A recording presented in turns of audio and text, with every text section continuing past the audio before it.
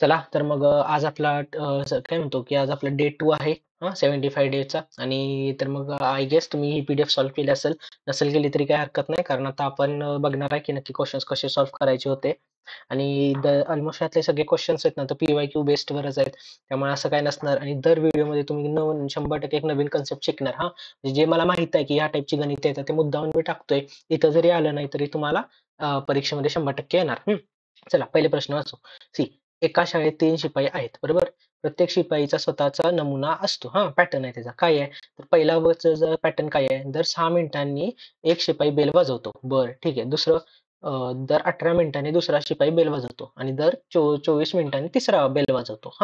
शाळा 5 तास उघडी राहिल्यास मग एकत्र किती वेळा घंटा वाजवणार? आता असे ना भरपूर वेळा येतात. तर ह्याला काय करायचं असतं, तर हे जे मिनिटं दिलेत ना, ह्यांचा लसावी काढायचा. म्हणजे हे जे मिनिटं दिलेत ह्यांचा काय LCM काढायचा.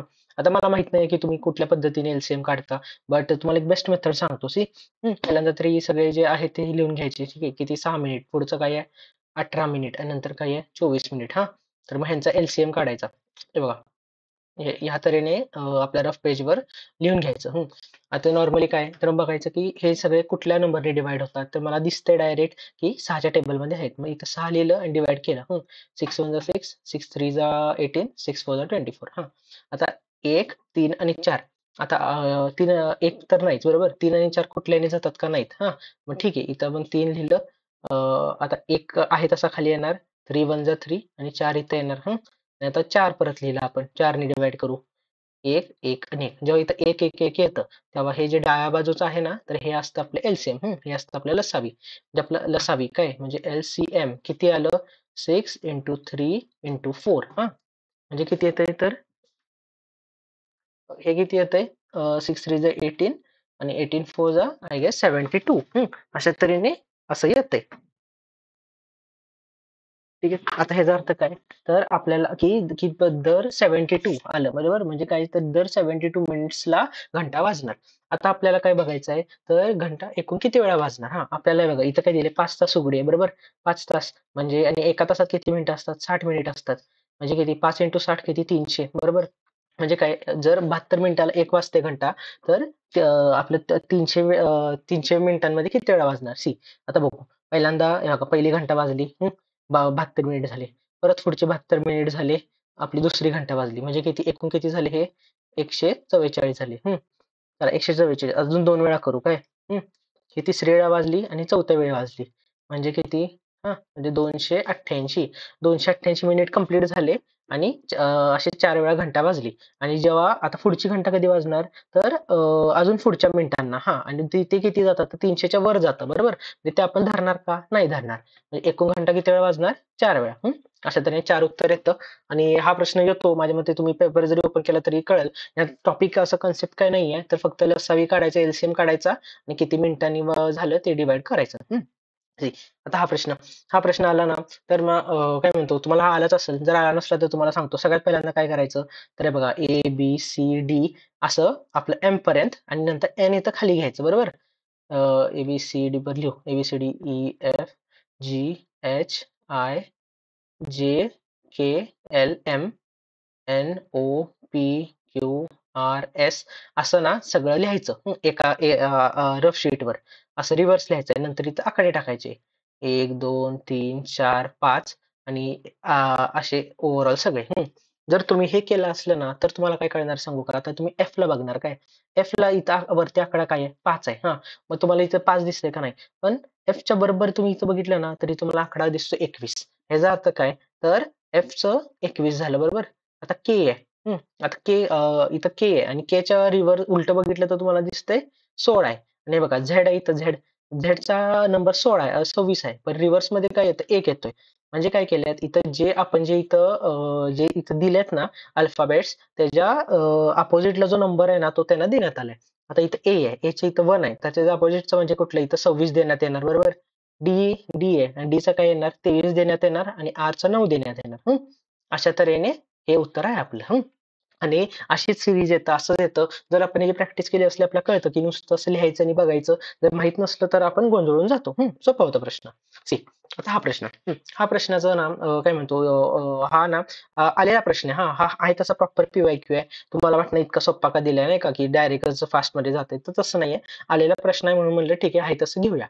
हे बघा कधी पण काय करायचं असतं असं आलं ना तर जो सगळ्यात आतमध्ये आहे, बरोबर सगळ्यात आतमध्ये जो कॉर्नर मध्ये आहे ना तर सगळ्यात आधी त्याला घ्यायचं. म्हणजे कोण आहे? हा आहे हा रूट 25. 25 ना कोणाचा स्क्वेअर रूट आहे तर 5 आहे, बरोबर.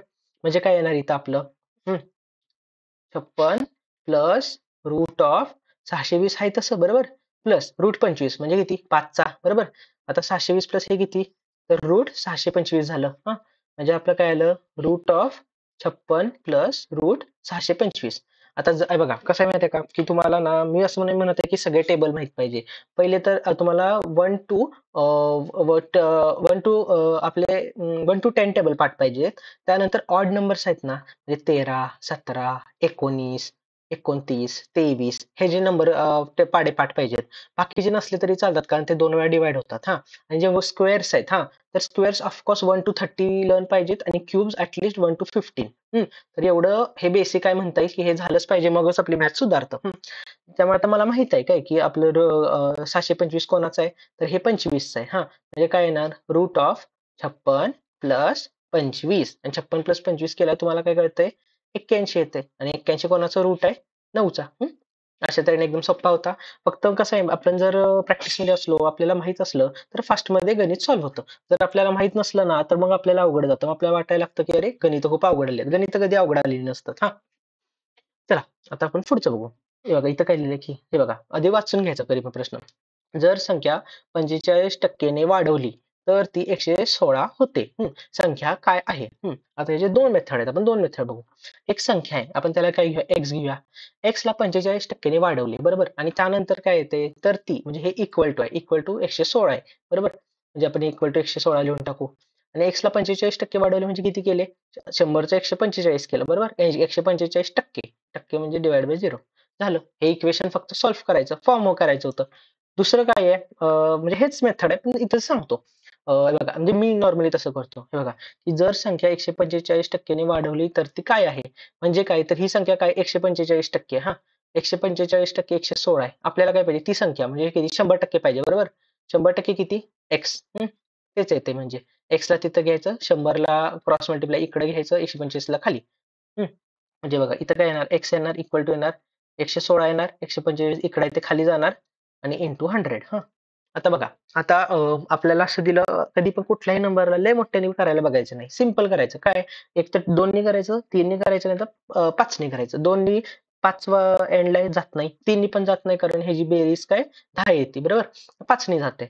आता किती? 5 1 जा 5, 5 9 जा 45 आणि हे 20 बरोबर. नाही 5 2 जा 10 आय एम रिअली सॉरी. 5 2 जा 10 आणि 4 45 म्हणजे 29. आता हे मुद्दामून असं दिलंय. का दिलंय माहिती आहे का? तर आयोगाने मुद्दामून असं का केलंय, की 29 आलं की ज्याला 29चा पाढा आहे ना, त्यालाच येणार. जर पाढा नसला ना, तर त्याचं गणणार. हां, म्हणजे त्याचा वेळ जास्त जाणार. आणि जर आपल्या पाढे असतील, तर आपल्याला माहिती आहे की 29 वन जा आणि 29 फोर जा. हां, आणि झालं 4 इंटू 20 80. इतकं सोपं होतं. अशी कन्सेप्ट आहे. कन्सेप्ट माहीत असली की फास्टमध्ये येऊन जातं. हां, आता बघा हे ना अशी टाईपची गणितं ना आता तलाठी, सरळ सेवेला भरपूर वेळा आलेत आणि हे ना कंबाईनला पण येऊन जातात. आपलं काय माहिती आहे का सरळ व्याज, चक्रवर्ती व्याज आपण बघितलं की आपण स्किप करून टाकतो. मी म्हणत नाही की हे आधी केले पाहिजेत. पण जर तुमचे 15 गणितं पुढे येतात, तर पुढचं एक-एक गणित ना असे असतात, ज्याला ना म्हणजे जोड कन्सेप्ट लागतो की हा गणित खूप सोप्पा आहे. एकदा तुम्हाला हे झाल्यावर काय म्हणतो मी सांगतो नक्की कसं करायचं. मग तुम्हाला आयडिया येईल. आधी आपण हा फॉर्म्युला लिहून ठेवू. आता माझ्या मते तुम्हाला फॉर्म्युला काही-काही गोष्टी करायच्या नाहीत, पण काही-काही गोष्टीचा फॉर्म्युला पाठ पाहिजे हां. सिंपल इंटरेस्ट बरोबर एस-आय. एस-आयचा फॉर्म्युला आपल्याला पाठ पाहिजे. पी-एन-आर अपॉन 100 हां. हा आहे एस-आयचा फॉर्म्युला. आता एस-आय म्हणजे सिंपल इंटरेस्ट, पी म्हणजे प्रिन्सिपल म्हणजे काय एकूण अमाउंट किती, एन म्हणजे नंबर ऑफ इयर्स आणि आर म्हणजे रेट ऑफ इंटरेस्ट हां. झालं. हे आता फॉर्म्युला आहे. इथं राईटला लिहिला सिंपल. आता आपण वाचू प्रश्न. एखाद्या व्यक्तीला 5 वर्षात त्याचे पैसे दुप्पट करायचे आहेत. बँकेने साध्या व्याजात पैसे मोजले तर किती टक्के व्याज लागेल? आपल्याला आता ह्याचा अर्थ काय करतोय, की जर त्याने 10,000 गुंतवलेत, तर 5 वर्षानंतर त्याचे 10,000 चे 20,000 झाले पाहिजे. बरोबर? हे आपल्याला कळालं. म्हणजे आपल्याला काय कळालं, की जर पी समजा 10,000 आहे, तर मग सिंपल इंटरेस्ट काय येणार? आपले पैसे डबल झाले पाहिजे. म्हणजे आपलं काय म्हणतो, की एस आय पण हे डबल झालं पाहिजे, म्हणजे एस आय सिम्पल इंटरेस्ट पण 10,000 आले पाहिजे, बरोबर.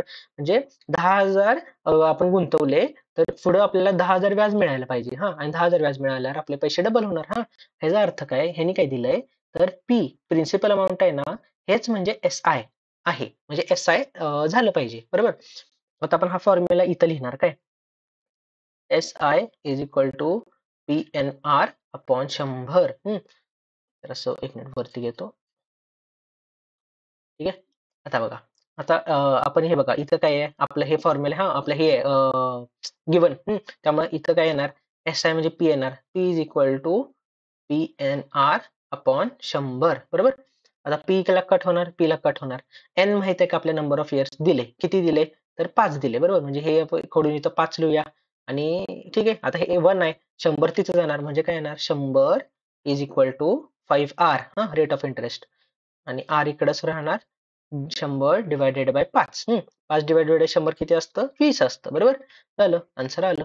म्हणजे काय, तर आपल्याला 20% जर आपल्याला घेतलं तर आपले पैसे डबल होणार. अशा टाईपचे प्रश्न येतात. यावेळी कंबाईनला 23 आलेलं ना, त्यात ना सर्कल आणि ह्याचा प्रश्न आलेला, मी ह्या पीडीएफ मध्ये आय डोंट थिंक की इन्क्लूड केलंय. बघू, उद्याच्या पीडीएफ मध्ये करतो. कदाचित तुम्हाला ते प्रश्न जमणार नाहीत किंवा अवघड वाटतील, पण टेन्शन नॉट, आता प्रॅक्टिस सुरू आहे. एकदा तुम्हाला कळालं की प्रश्न सॉल्व्ह कसे करायचे, की तुम्हाला अतिशय सोपं येऊन जाईल. See, आता हा प्रश्न पहिल्यांदा आपण वाचून घेऊ का लिहिले. See, हे बघा, त्याच्या मुलाच्या जन्माच्या वेळी वडिलांचे वय 25 होते. आता ना हे ना तुम्हाला एक कन्सेप्ट सांगतो का ह्याच्या आधी, कारण आता सॉल्व्ह करायचं झालं तर मी तोंडी सॉल्व्ह करेन. हे बघा कसं असतं माहितीये का, की वडिलांचं आणि मुलाचं ना एज मधलं ना जो डिफरन्स असतो ना, तो आहे तेवढा राहतो. का आहे तेवढा राहतो सांगतो काय. आता म्हणजे बघा काय म्हणतो, की आता जेव्हा तुम्ही जन्मला ना, समजा तुमचे वडिलांचं वय 25 आहे. हा हा बरोबर, म्हणजे हे बघा, तुमचं वय 0 आहे, वडिलांचं वय 25 आहे. तुम्ही जेव्हा 1 वर्षाचे होणार, तेव्हा वडील काय होणार, वडिलांचं पण वय 1 वर्षाने वाढणार, म्हणजे 26 होणार. जेव्हा तुम्ही 2 वर्षाचे होणार, वडील कितीचे होणार, 27 होणार. डिफरन्स काढलं तर किती येते, 25च येते, बरोबर. म्हणजे काय, की जेव्हा मुलगा आणि वडील असतात ना, त्यांचं डिफरन्स किंवा कुठल्याही दोन व्यक्तीचा एज मधला डिफरन्स ना, ते कधीच चेंज होत नाही. ते एकदा सेट झालं की सेट झालं. ठीक आहे. हे मला कन्सेप्ट सांगायची होती, कारण ह्याचा भरपूर नंतर यूज आहे. सी, आता बघू. हे किती, वडिलांचे वय 25 वर्षे आहे. आता काय आहे, की मुलाच्या कोणत्या वयात वडिलांचे वय मुलाच्या वयाच्या दुप्पट असेल. म्हणजे काय, तर जर मुलाचं वय, सन घेऊया, सन इज इक्वल टू 6 पट असणार, 6F असं असणार. हे आपलं कंडिशन आहे आणि हे झालं पाहिजे. आता पहिले आपण घेऊया की वडिलांचं वय 25 आहे. आता पहिले 4 घेऊया काय, की जेव्हा मुलाचं वय 4 आहे, तेव्हा हे बघा, इथं सन लिहू आणि इथं फादर लिहू. हे बघा, जेव्हा मुलाचं वय 4 आहे, त्या वडिलांचं वय काय असणार, इथं 25 होतं, तर वडील पण 4 वर्ष वाढणार, म्हणजे 29 होणार. आणि आता बघा की 4 4 काय म्हणतो, बरोबर. आता 4 इंटू 6 केलं 29 येते का, नाही येत, बरोबर. म्हणजे येत नाही. आता आपण मुलाचं वय 6 घेऊया. 6 घेतल्यावर वडील किती येणार, 31 येणार. 6चं 6 पट 31 येते का, नाही येत, कारण 6 6 36, 36 येते, बरोबर, नाही येत. मग आता आपण थर्ड ऑप्शन काय आहे, मुलाचं वय 5 घेऊ आणि वडिलांचं किती असणार, 25 प्लस 5 म्हणजे किती, 30. आणि 5चं 6 पट, 5 8 6 30 येते का, येते. म्हणजे कंडिशन फुलफिल झाली. कळलं, असं. त्यामुळं असं हे सॉल्व्ह होतंय. काही काही वेळी कसं असतंय, की ऑप्शन मधनं सॉल्व्ह करायचं असतं, कारण त्यासाठीच दिलेलं असतं. एकदा तुम्हाला कन्सेप्ट कळाला ना, की येऊन जातं. सी, आता हा प्रश्न कशाचा आहे, तर रेशिओ अँड प्रपोर्शन म्हणून एक चॅप्टर आहे, रेशिओचा. आणि हा का टाकलाय, हे पहिले तर ह्याच्यावर असा प्रश्न आलाय. आणि काय होतं, आपण अवघड अवघड प्रश्न करत बसतो काय, आणि त्या ह्याच्यातनं आपण विसरून जातो, की अरे सोपी सोपी पण करायचे आहेत. आणि हे अतिशय इझी आहे, हे लगेच येईल, पण माहित पाहिजे काढायचं कसं. हे बघा, आपल्याला काय दिलंय, ए इज टू बीचा रेशिओ किती दिलाय, 2:3 दिलाय, बरं. अजून काय दिलाय, आणि बी आणि सी चा दिलाय, किती, 5:6. आपल्याला काय काढायचं आहे, A is to B is to C, normal ratio काढायचा आहे. आता कसं काढतात सांगतो. असं लिहायचंय बघा, ए इज टू बी लिहायचं आणि खाली लिहायचं बी इज टू सी. झालं. आणि असं. आता बघा, आता लिहू. आता ए इज टू बी किती आहे, 2:3 आहे. आणि C B is to C किती आहे, 5:6. आता आपल्याला काय करायचं करायचं माहिती आहे का, हे जे मिडल आहे ना, हे बी आहे, बरोबर. हे हे बघा, हे हे वालं बी आहे. हे ए आहे आणि हे सी आहे. तर हे जे बी आहे ना, तर आपल्याला सेम करायचं आहे. सेम कसं करणार, तर जो बीचा जो खालचा नंबर आहे, त्याने अख्ख्या वरच्याला मल्टिप्लाय करायचं आणि बीचा जो वरच्याचा नंबर आहे, तो खालच्याला मल्टिप्लाय करायचं. म्हणजे 5 into 2 किती येणार, 10 येणार. Is to 5 3 15. आणि इथं वरच्याने म्हणलं जो बीचा नंबर आहे त्याने घ्यायला 5 3 जा इथे किती 15 इज टू किती 6 3 जा 18 झालं. आणि बघा बी कॉमन झालं का म्हणजे काय झालं आपलं निघलं 10 इज टू 15 इज टू 18. ठीक आहे, इतकं सोपं आहे. इतकं असं सोपं आहे. अशा तऱ्हेने येतं. सोपं होतं, फक्त मला कन्सेप्ट माहित असलं की येतं. ठीक आहे. आता बघा, आता ना तुम्हाला म्हणलं हे मुद्दामून असं घेतलंय काय काय करायचं असतं ह्याचं की सिंपल डिफरन्स काढायचा आणि त्यानंतर डबल डिफरन्स काढायचा. डबल डिफरन्स काढला की झप करणं निघतं. आणि हे बघा आता बघा इथं 85 आहे आणि इथे किती 127 आहे म्हणजे अचानक जास्त वाढ नाही झालेली म्हणजे डिफरन्स डबल डिफरन्सच असतंय. आता बघा ह्यांचा किती डिफरन्स आहे 6. ह्यांचा किती डिफरन्स आहे 17.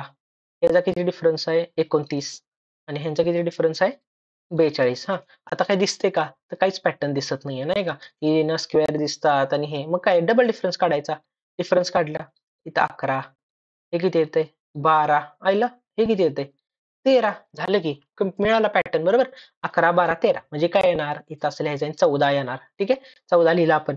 त्यानंतर आता बघायचं की वरती आपण केलं काय तर 6 + 11 केलं आणि 17 आलं बरोबर. म्हणजे आपल्याला प्लस करायचं आहे मग 42 + 14 किती येणार 56. हा, आणि वरती काय केले प्लस केलं का मायनस तर बघा इथं बघत आलं तर प्लस केलंय सगळं म्हणजे 127 + 56. 127 + 56 किती येते 183.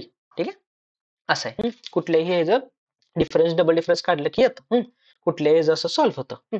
आता बघा, आता हा प्रश्न ना मुद्दा म्हणून ह्याच्यासाठी दिलाय की काय काय हे माहित पाहिजे. हा, आता बघा आता आपण जे हे पहिलं आहे ना ह्याला आपण 2 टाइप्सनी करू. सगळ्यात सोपी पद्धत पर्सेंटाईल म्हणजे काय लिहिलं डिवाइड बाय 100 लिहिलं इंटू 120 लिहिलं. हा, 0 गेलं 0 गेलं 0 गेलं 0 गेलं. हा, 12 4 जा 48 झालं निघलं. पहिली ही पद्धत. दुसरी पद्धत काय 40% काढायचं 120चं. तर 120चं 10% कसं काढणार काय सांगितले तुम्हाला. उजव्या बाजूनी एक टिंब दिला की आपलं 10% निघतं बरोबर. उजव्या बाजूने एक टिंब दिला म्हणजे किती 12 आहे आणि 40% म्हणजे 4 पट करायचं आहे म्हणजे 12 4 जा म्हणजे 48. ठीक आहे, म्हणजे ओव्हरऑल हे असं येतं 48 प्लस. आता बघा आता 386% ऑफ 50. आता हे तर ना अवघडच झालं कारण असं कसं काढणार ना. मग आपण काय करूया हे बघा तसं पण ऑफ आहे. ऑफ म्हणजे काय असतं मल्टिप्लिकेशन असतं. हा, तर हे पर्सेंट ह्याला पण देऊ शकतो म्हणजे काय तर 50% काढायचे आपल्याला 386चा बरोबर सिंपल. 50% काढायचं म्हणजे काय निम्म करायचं म्हणजे किती 193. ठीक आहे, सिंपल. इथं काय आहे आणि आय गेस काय मायनस आहे. हा, ठीक आहे मायनस लिहिलं. आता 66.66 जर तुम्ही अभ्यास केला असला तर तुम्हाला माहिती आहे 66.66 काय असतं म्हणजे पर्सेंटेज टॉपिक अभ्यास नाही पर्सेंटेज टॉपिक केला असला तर 2/3 असतं. हा, 2/3 ऑफ 531. ठीक आहे, म्हणजे काय होणार आता हे तर आपलं हे होणार काय म्हणतो आपलं कट होणार 3 1 जा 3 20 आहे 3 7 जा 21 आणि 2 3 7 जा 21. ठीक आहे, 177 इंटू 2. 177 इंटू 2 किती येतंय म्हणजे बघा आता आपण इथं नीट लिहू 48 प्लस 193 मायनस 177 इंटू 2 किती येते 354. हा, असं येते. मल्टिप्लाय करून बघा सोपं आहे एवढं काय नाही. आता हे ना तर हे गणित येते कॅल्क्युलेशनचं. आता आपण मग काय करणार तर काय म्हणतो हे बघा आता जे प्लस आहेत ते अख्खे एकत्र करून टाकू आणि मायनसचं एकत्र करू.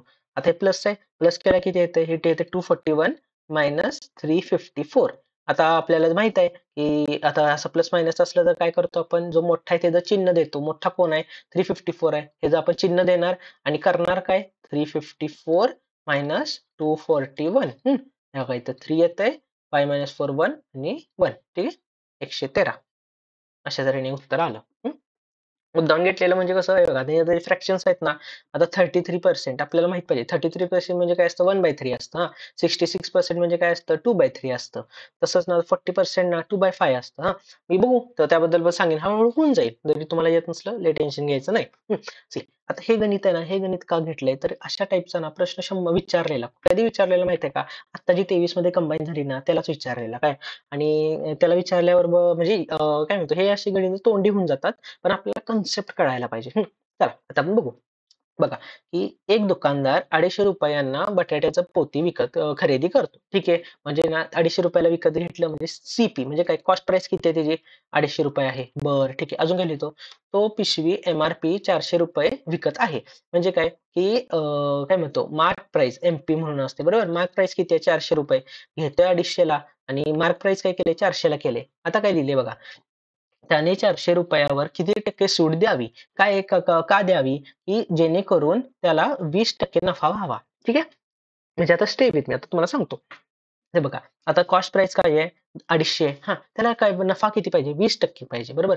म्हणजे काय झालं पाहिजे? तर कॉस्ट प्राइस पेक्षा 20% प्लस केलं ना, की आपल्याला नफा झाला पाहिजे. आता 250चं 10% किती? तुम्हाला म्हणलं, उजवीकडनं डॉट द्यायचा 25 हा, आणि 20% किती असणार? 50. आपलं हां, बरोबर, बरोबर. काय म्हणतो 25 आणि 20% किती असणार? 50 असणार. म्हणजे काय? तर हे बघा, 20% नफा झाला पाहिजे म्हणजे तो सेलिंग प्राइस किती? त्यांनी 300, बरोबर. म्हणजे त्यांनी गोष्ट ती 300 ला विकली पाहिजे, बरोबर. मार्क प्राइस लावल्या 400 आणि काय दिलंय? तर 400 पासनं 300 पर्यंत यायला किती टक्के त्यांनी सूट दिली पाहिजे? बघा, सूट किती दिली आहे? 100 ची सूट दिली आहे. कशावर दिली आहे? 400 वर दिली आहे, बरोबर. इंटू 100 झालं. हे कट झालं. काय म्हणतो किंवा म्हणजे काय 1/4 होतंय म्हणजे किती? 25%. ठीक आहे? असं आहे. म्हणजे काय ₹300 सेलिंग प्राइस आहे. मार्क प्राइस ₹400 आहे. ₹100 सूट दिली पाहिजे. जर तुम्ही एकदमच नवीन असणार त्या टॉपिकला तर हा काही पॉइंट कळणार नाही. पण जर थोडं-थोडं असलं आणि म्हणलं इतकं काही नाही 75 दिवस आहेत, निवांत राहायचं. फक्त व्हिडिओ नीट बघा, तुम्हाला सगळं कळून जाईल. हां, चला. आता बघा हे मिरर इमेज हे का दिले सांगतो. कारण मिरर इमेजचे ना प्रश्न भरपूर येतात काय आणि त्यावेळी आपण कन्फ्यूज होऊन जातो किंवा काही वेळी चुकतो आणि ना चुकल्यावर ना खूप घाण आहे. म्हणजे काय म्हणतो एक-एक मार्काचं मोल काय आहे ना, तर मग मलाच विचारा. यू नो मग ठीक आहे. म्हणजे एक-एक असं चुकायचं नाही. सी मी असं म्हणत नाहीये तुम्हाला अवघड गणितं चुका. अवघड गणितं चुकली तरी ओके, पण ना सोपी गणितं चुकली नाही पाहिजेत. आता बघा आपल्याला काय दिलंय, की हे जे लाल आहे ना, ते मिरर आहे. आपल्याला मिरर इमेज काढायची आहे. मिरर इमेज कशी काढायची असती? तर म्हणजे ते जे दिलंय ना, तर त्याचं आहे तसं. आता तुम्हाला म्हणजे सांगतो. आधी एलिमिनेशन करायचं आहे बघा. तर या लाल ह्याच्या आपलं जो मिरर आहे, मिररच्या जवळ काय आहे? तर काळा बिंदू आहे हां. तर ह्या बाजूला पण फॉर्म होताना इथं असणार आणि इथं असा वरती काळा बिंदू झाला असणार. इथं पांढरा झालाय, कट झालं. काळा आहे, काळा आहे, काळा आहे. बरं ठीक आहे. ह्याचा अर्थ काय? की एक तर आपलं एलिमिनेट झालंय. आता काय बघायचं? डाव्या बाजूला एक्स आहे. ह्या बाजूला डाव्या बाजूला, ह्या बाजूला पण डाव्या बाजूलाच असणार हां. म्हणजे हे बघा इकडं आलंय, हे झालं, कट झालं. आता काय करायचं? आता बघत नाही असायचं. आधी बघायचं ह्या दोघातला डिफरन्स काय आहे? सर्कल सेम सेम आहे, एक्स सेम सेम आहे. आता काय आहे? हा जो स्क्वेअर दिलाय ना, त्याच्यातली आतली रेष फक्त उलटी आहे हां. मग हे काय करायचं? हे आपण आपलं झूम इन केल्यासारखं करायचं आणि हे बघा झूम इन केलं, असं केलं. आणि आता मिरर इमेज काढायची म्हणजे काय? असं समजायचं की ते एकमेकावर ठेवलंय आणि त्याचं छाप पडलंय. स्क्वेअर आहे तसा आणि हे इकडनं संपल्यावर हे बघा इकडनं असं सुरू मिरर इमेज होती. झालं. म्हणजे काय? आपलं हे उत्तर आहे. मी तुम्हाला सांगतोय की प्रश्न कसा करायचा, टिक करायचं तर काय नुसतं टिक करून पुढे गेलो असतो. हां, असं आहे. ठीक आहे. येस. पुढची अजून एक मिरर इमेज हां, हे मुद्दामून घेतले म्हणजे ना जरा कन्फ्यूज करायला. बघा हां, आता बघा, हे बघा इथं हा जो ट्रायंगल आहे हा व्हाईट आहे बरोबर. म्हणजे काय इकडं जो फॉर्म होणार टॉपचा तो पण व्हाईट फॉर्म होणार. हे का ब्लॅक आहे, गेलं. हे बघा हे ब्लॅक आहे, गेलं. ठीक आहे. आता 2 राहिले. कधी पण 2 राहिल्यावर काय बघायचं, या दोन्हीतला डिफरन्स काय आहे? हां, हे बघा जर आता मला काय डिफरन्स दिसतोय सांगतो तुम्हाला. हे बघा, हे हे बघा, हे नाही हे उजव्या बाजूचं. ह्याच्या रेषा अशा आहेत आणि ह्याच्या रेषा अशा आहेत. एवढा एक डिफरन्स दिसतोय. मग आता आपण काय करूया? अं, हे बघा हे आहे, ह्याला आपण करूया झूम. झूम केलं, झूम केल्यावर आपल्याला काय दिसतंय? असं ट्रायंगल आहे. आणि त्याच्या रेषा कशा अशा आहेत. ठीक आहे. आता मिरर इमेज म्हणलं म्हणल्या काय करायचं? आहे तसं काढायचं आणि जिथनं हे झालं तिकडनंच असं सुरू. ठीक आहे. म्हणजे हे बघा असं. असं मिरर इमेज होतंय. म्हणजे काय? आपल्याला हे बघा म्हणजे हे अशा रेषा असलेल्या पाहिजे. म्हणजे ठीक आहे. असं आहे. कळालं? जर काही कळालं नाही तर कमेंटला सोडा म्हणजे ॲटलीस्ट पुढच्या व्हिडिओमध्ये आपण रेक्टिफाय करून टाकू. एवढा काही विषय नाही. ठीक आहे बघा. खाली लिहिलेला हां, हा प्रश्न आहे की 2015च्या कंबाईनला आलाय. त्यामुळे हाय तसाच उचललाय. कॉपी केलाय. आता बघू यात ना की न गट बसणारा काय आहे? तर मी बघितलं तर मग जर हा तुम्हाला झाला असला तर मग वेल एंड गुड. हे बघा इथं काय आहे? तर साधं बघायचं बघा. पहिल्या चौकोनात काय आहे? एक प्लस आहे, एक सर्कल आहे, एक बॉक्स आहे, एक मल्टिप्लिकेशन आहे आणि 2 स्क्वेअर आहेत. ठीक आहे. इथं काय आहे? इथं पण तसंच आहे. एक प्लस, सर्कल, 2 ट्रायंगल सॉरी, एक स्क्वेअर. आता बघा इथं हे तिसरं आहे ना, तर मग तिसऱ्याला पण तसंच आहे. एक प्लस, एक सर्कल, एक बॉक्स, 2 ट्रायंगल आणि एक मल्टिप्लिकेशन. आणि इकडं काय माहिती आहे का? तर बघा इकडं हे 2 सर्कल आहेत. सगळ्या फिगरमध्ये काय आहेत? 2 ट्रायंगल आहेत आणि इथं 2 सर्कल आहेत. म्हणून ऑप्शन नंबर हा 4 म्हणून आपलं ऑप्शन 3 असं उत्तर येतंय. अयोग्य टका टाकतं, तर अयोग्याने टाकलंय म्हणलं की त्याला तर आपण चुकीचं तर नाही म्हणू शकत. त्यामुळे असं आहे. करायचं. चला आता हा प्रश्न सांगतो. हा मला फास्टमध्ये माझा झाला. आता कसं सांगतो? आता मला माहिती आहे बघा तिथे ट्रायंगल आहे बरोबर आणि ट्रायंगलच्या ना जोडून काय आहे? एक डॉट आहे आणि एक सर्कल आहे. मग ह्याचा अर्थ काय, की ट्रायंगल ना एका हाताने ना डॉटला शिवतोय आणि एका हाताने सर्कलला शिवतोय. हां. आता मला काय दिसतंय इथं ट्रायंगल आहे. आता हा एका हाताने डॉटला शिवला आणि एका हाताला सर्कलला. आता हे बघा इथं वरती काय आहे, वरती तर ना भरलेला स्क्वेअर आहे. म्हणजे इथं तर बसणार नाही आणि इथं इथं प्लस आहे. म्हणजे आता ह्याला 2च बाजू राहिली. म्हणजे इथं एक तर डॉट असणार, नाहीतर काय असणार सर्कल असणार आणि इथं डॉट असणार, नाहीतर सर्कल असणार. हां. आता इथं जर आहे, तर ह्याच्या समोर काय असणार? तर समोर असणार ब्लँक स्पेस. ठीक आहे? त्यामुळं अशा तऱ्हेने इथं ही ब्लँक स्पेस आहे म्हणजे 100% इथं असणार ट्रायंगल हां. म्हणून त्रिकोण असं करून हे उत्तर आहे. असं आहे. ठीक आहे? This is how it should be done. चला, आता बघा ब्लड रिलेशन खूप जास्त सोपं आहे. आता अजून एखादा तुम्हाला सांगतो काय मला माहित आहे की तुम्ही ना वेगवेगळ्या ठिकाणी किंवा मित्र जर सांगतो. एक ना पॅटर्न फिक्स पाहिजे. म्हणजे एक सांगतो तुम्हाला जर ना माणूस आहे ना, तर कंपल्सरी स्क्वेअर काढायचा. जर स्त्री आहे, कंपल्सरी गोल काढायचं. जर तुम्हाला वैवाहिक जोडपं दाखवायचं आहे, तर स्क्वेअर काढायचं आणि गोल. बरोबर? ह्यांचा विवाह झालाय म्हणजे एक्स गटबंधन झालंय. बरोबर? आता जर मी असं केलं काय, ह्याचा अर्थ काय यांचा विवाह झाला नाही म्हणजे काय हे आहेत बहीण-भाऊ. ठीक आहे? असं. हे असे पॅटर्न रूल्स फिक्स पाहिजे. रूल्स फिक्स असले की पटकन होऊन जातं. चला, आता आपण प्रश्न वाचू. ब, क हे असे 6 एकूण किती आहेत? 6 कुटुंब सदस्य आहेत. बरं, ठीक आहे. अजून काय आता दिलंय? बी हा सीचा मुलगा आहे. ठीक आहे. एकदा वाचलं की लगेच लिहायचं. बी काय आहे? मुलगा आहे. ठीक आहे. अजून कोणाचा मुलगा आहे? सीचा मुलगा आहे. एवढं दिलंय. पण सी ही बीची आई नाही. आता असं कसं? जे नवीन आहे तरी म्हणणार याला मुलगा तर दिला, आई नाही. आई नाही म्हणून काय आलं? वडील तर असू शकतो बरोबर? म्हणजे असं दिलं, वडील झाला. हं. आता वडील झाला ह्याचा अर्थ काय? ह्याचं कोणाशी तर लग्न झालं असणार. म्हणून आपण असं करून टाकू. अजून काय दिले? ए आणि सी हे वैवाहिक जोडपे आहेत. त्याला दिलेलंच आहे. म्हणजे इथं गोल येणार आणि इथं काय येणार? ए येणार हां. ए आणि सी वैवाहिक जोडपे आहे.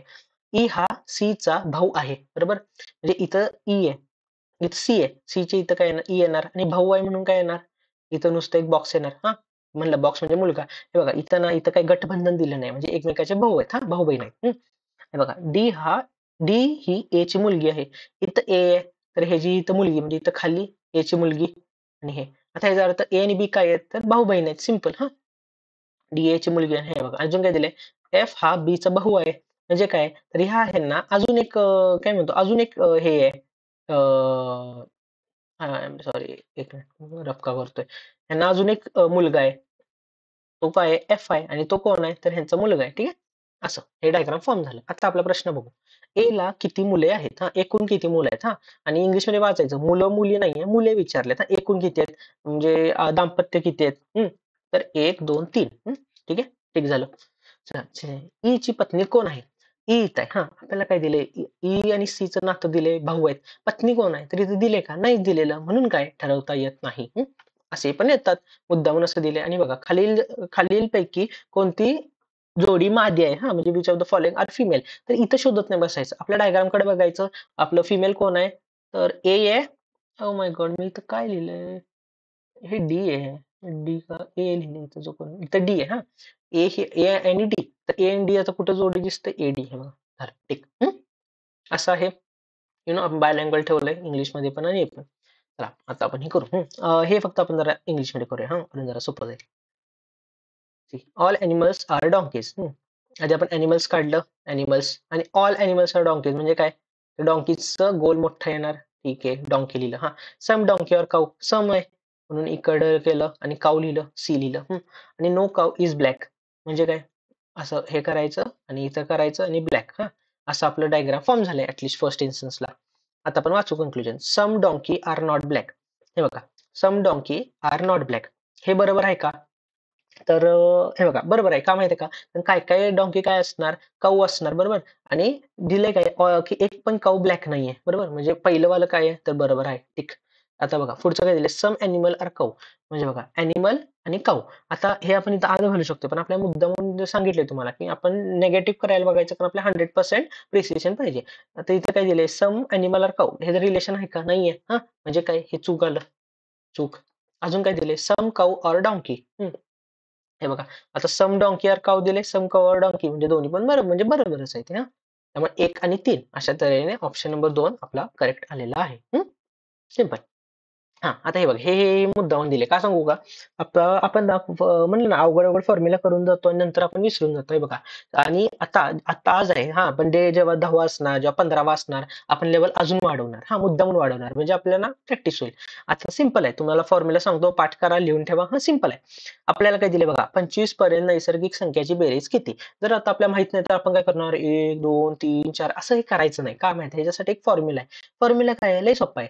n ब्रॅकेटमध्ये n+1 डिव्हाइड बाय 2 म्हणजे काय आपल्याला एकूण 25 पर्यंत संख्या पाहिजे म्हणजे 25 लिहायचं आणि 25 नंतर हे बघा इथं 25 प्लस 1 डिवाइड बाय 2 म्हणजे किती 25 इंटू 26 डिवाइड बाय 2 ठीक आहे असं आहे एक आहे ती 13 आता 13 इंटू 25 आता खूप जणांना हे होतात 13चा पाडा येत नाही किंवा 25चा पाडा येत नाही तर हे बघा हे पद्धत आहे 25 आहे आणि आपल्याला मल्टिप्लाय करायचं 13 13 म्हणजे काय 10 प्लस 3 बरोबर म्हणजे 25 इंटू 10 250 आणि 3 म्हणजे किती 25 इंटू 3 75 हा 250 प्लस 75 यातले आधी 50 देऊ 300 होणार आणि 325 हे गणित काय हे आहे इथं सांगतो हे पेपरवर नसते करायचं हा हे मनातल्या मनात करायचं आता बघा हे काय दिले हे बघा जर वर्णमालातील मालिकेतील सर्व हे आपण गाळलीत हा तर मग ह्याच्यासाठी आपलं काय केलं पाहिजे माहितीये का आपण जे म्हणलं A B C D तर हे बघा 1 2 3 4 नाही का म्हणलं असं हे रिव्हर्स मध्ये लिहायचं ते लिहिलं पाहिजे